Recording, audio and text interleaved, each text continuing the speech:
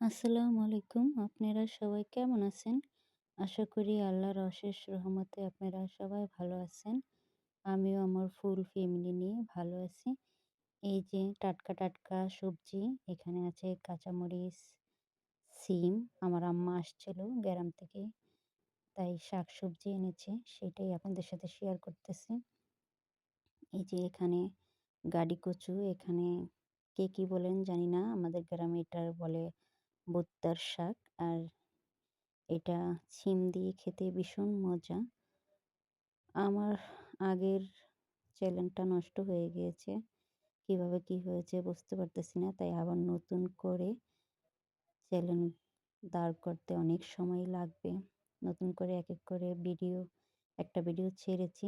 এখানে আছে দেশি হাঁস। আম্মা হাঁসের মাংস, হাঁসটা জবো করে ভালো করে বেছে কেটে কুটে নিয়ে আসছে। আমি কাটতে পারবো না, তাই এখানে আছে দেশি মুরগি। মুরগিটাও কেটে বেছে বেছে নিয়ে আসছে। মা যতদিন থাকবে, মেয়ের বাসায় আসলে সবসময় এরকম পোটলা আসবে। এইটাই তো স্বাভাবিক। মারা কখনো সন্তানকে রেখে কিছু খেতে পারে না। এখানে আছে কিছু দেশি মাছ।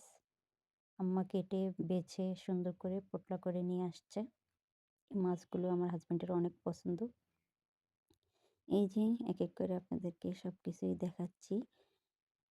এই যে আবার গাডি কচুর ভিডিওটা চলে আসছে।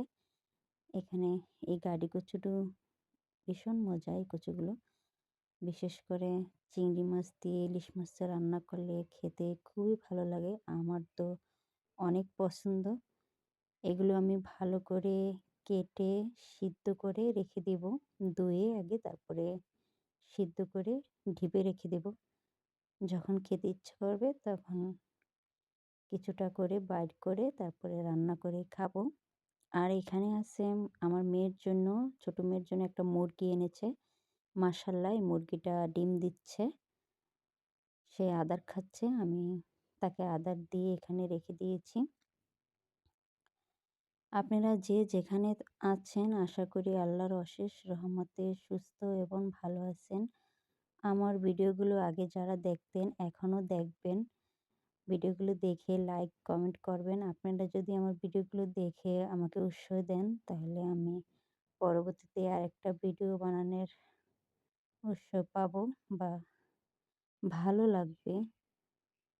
আপনারা ভালো থাকবেন, সুস্থ থাকবেন এই কামনা করি। আল্লাহ হাফেজ।